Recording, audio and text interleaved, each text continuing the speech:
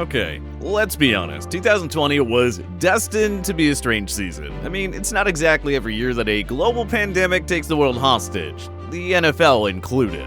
Normal was just not gonna be in the cards, no matter how much we wanted it to. Hence the ghost town stadiums, which on the high end are hosting a few thousand fans because, of course, some stadiums are still entirely prohibited by their state governments from having any fans at all. Couple that strange visual with the venues pumping in fake crowd noise, and really, the whole thing is just bizarre. Although, considering the fact that there were very legitimate doubts as to whether or not the season would actually take place, I would wager that most of us are just grateful to see some action taking place on the gridiron this fall. And thankfully, the COVID-19 contingency plan has gotten off the ground with little issue thus far. Obviously, there's still plenty of season left, and there is any number of things that could go wrong. But so far, so good. For the most part, that is. Because there has been one particularly disappointing truth this season, albeit one that some experts worried might take place in their analysis of the lead up to the 2020 season, after the NFL announced how it was altering the typical preseason routine. The fear that injuries might play a huge role in the 2020 NFL season. A fear that looks to be coming to fruition as we have seen a massive onslaught of injuries that is tearing through the league, crippling some of the league's big-time contenders. This isn't the first time that there's been a cascade of injuries like this. If you remember, back in 2017, there was a star-studded cast on the injured reserve list. Names like Andrew Luck, Deshaun Watson, Odell Beckham, Aaron Rodgers, David Johnson, the list goes on and on. Those injuries, however, spanned from the beginning of the season until around Thanksgiving, say week 12 or so. In 2020, on the other hand, we are just 2 weeks in, and we have seen some of the biggest names in the league sidelined by some pretty serious injuries, many of which are gonna be season-ending, including two of the best running backs in the league. Guys that effectively serve as the entire offense for their respective teams, Christian McCaffrey and Saquon Barkley. Fortunately for McCaffrey and the Panthers, doctors are hopeful that the star running back will not need to miss more than 4 to 6 weeks with the high ankle sprain he suffered in the fourth quarter of Carolina's Week 2 matchup with Tom Brady and the Tampa Bay Buccaneers. However, the prognosis is not so optimistic in New York, where Saquon Barkley has already been ruled out for the remainder of the season after tearing his ACL early in the second quarter of Week 2 against the Chicago Bears. Both players are coming off of back-to-back 1,000-yard rushing seasons and play significant roles in their respective teams' passing games as well. They have had two of the highest usage rates in the NFL over the past couple of seasons, meaning that essentially, these two injuries are just about as devastating for a team as it can get. That is not to downplay some of the other injuries around the league, many of which will have a pretty significant impact on how the rest of the season plays out. The San Francisco 49ers lost last year's Defensive Rookie of the Year, Pro Bowl defensive end Nick Bosa, who, like Barkley, went down with a torn ACL during Week 2. In fact, the 49ers might be one of the most injury-stricken teams in recent memory altogether. Check out this insane laundry list of injuries that they'll have to endure just 2 weeks through the season. Richard Sherman was already placed on injured reserve heading into Week 2. Dee Ford was out with a neck injury. Then on Sunday against the Jets, playing on the questionable MetLife turf, they lost their two running backs in Tevin Coleman and Raheem Mostert, the team's former third overall pick in defensive tackle Solomon Thomas, and starting quarterback Jimmy Garoppolo, all for varying amounts of time. Simply not what you want to see if you're a 49ers fan. Hoping that the team was ready to shake off the stink from the Super Bowl hangover and make another, hopefully more successful run at the Lombardi Trophy. The Niners have certainly gotten hit the hardest, but there are a handful of other teams that have had to roll with some significant losses on both sides of the ball. In fact, the Denver Broncos might even have a more worthy gripe with the 2020 than San Francisco does. For Denver, the injury misery started pretty early this year. They lost to former NFL Defensive Player of the Year Von Miller to a freak ankle injury during training camp. And for Miller, this injury was a particularly gruesome one.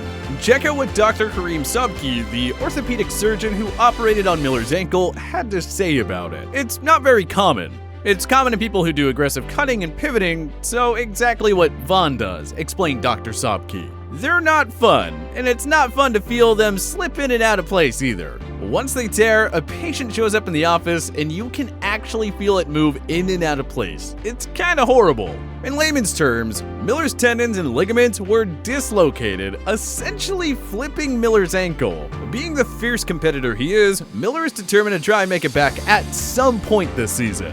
But truth be told, the outlook is pretty bleak, even for an athlete and a competitor of Vaughn's caliber. They also lost cornerback AJ Boye after he suffered a shoulder injury. His prognosis is more positive than Miller's, but he too will be out until at least week 5. If losing a couple of the team's best defensive players wasn't enough, the Broncos also lost some key contributors on the offensive side of the ball too. Denver's second-year quarterback Drew Lock, who has shown much promise during his young career, went down with an injury to the AC joint in his throwing shoulder, which will, in all likelihood, cost him over a month of football. And with an injury like that, even if he returns, there is no guarantee that he'll be at 100%, because AC joint injuries have a tendency to linger on long after the player returns to play. To make matters worse, Denver's backup QB, Jeff Driscoll, will not have the luxury of targeting their number one receiver, Cortland Sutton, who, after returning from an AC joint injury of his own, proceeded to tear his ACL during week 2, chasing down Steelers defensive back Joe Hayden on an interception return.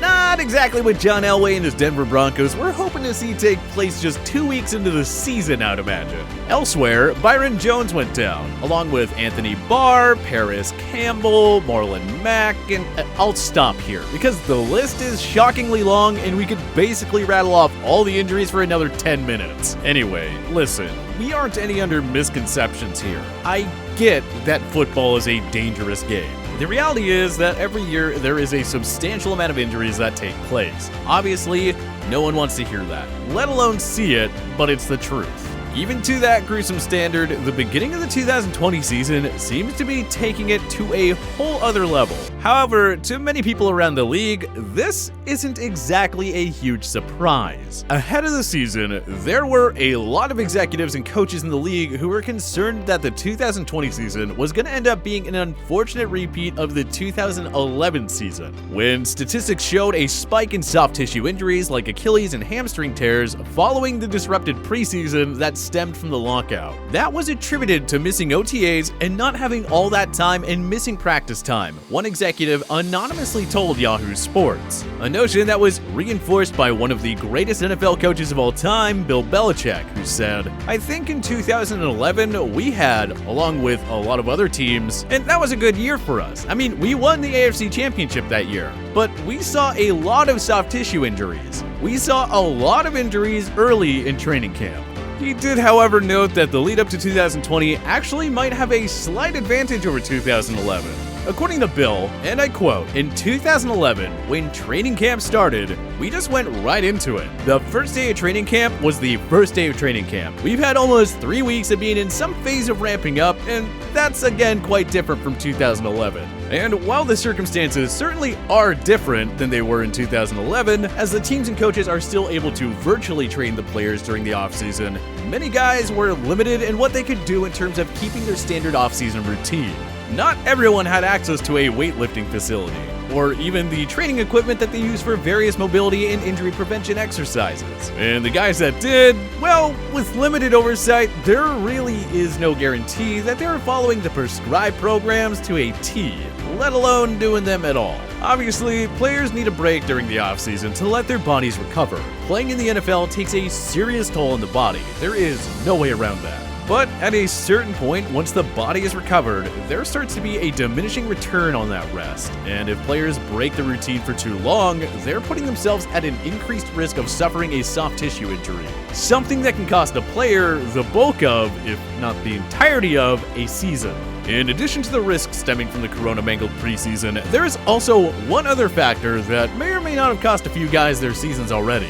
And that, as we briefly mentioned earlier, is the artificial turf at MetLife Stadium, where the Jets and Giants play their home games. The 49ers, who played there during week 2 against the Jets when they lost Bosa, were very outspoken about the quality of the playing surface after the game. I know our players talked about it the entire game, just how sticky the turf was, and I think that was the first time people played on it, head coach Kyle Shanahan said. But yeah, it was something our guys were concerned about right away, and the results definitely made that a lot stronger. This wasn't just some one-off claim by sore losers either. The 49ers trounced the Jets, and genuinely just seemed concerned about the safety of the field. Perhaps in part because they had to return there to play the Giants the following week. In fact, it was serious enough that a rep from the NFLPA told Yahoo Sports, "We are very concerned about it being a serious health and safety issue for players, and turf continuing to be a health and safety issue in general." So, not only do teams have to worry about the effects of a discombobulated preseason, but now they have to worry about some of the fields not being up to snuff? Yikes, talk about a brutal situation. As this season continues to progress, we will surely find out how serious the risks are, both at MetLife Stadium specifically and across the league as a whole. Fingers crossed we don't see too many more players go down. But if the first couple of weeks of the season are any indicator, we may be in store for a historically bad injury year. Which injury has hit your fantasy football team the hardest thus far? Join us in the comment section below. If you like this video and learned a thing or two, clicking the like button helps out a ton. And hey, we appreciate it. If this is your first time coming around to TPS though, subscribing is a great idea because we put out videos like this every single day. But as always, thank you for watching, and we'll see you guys next time.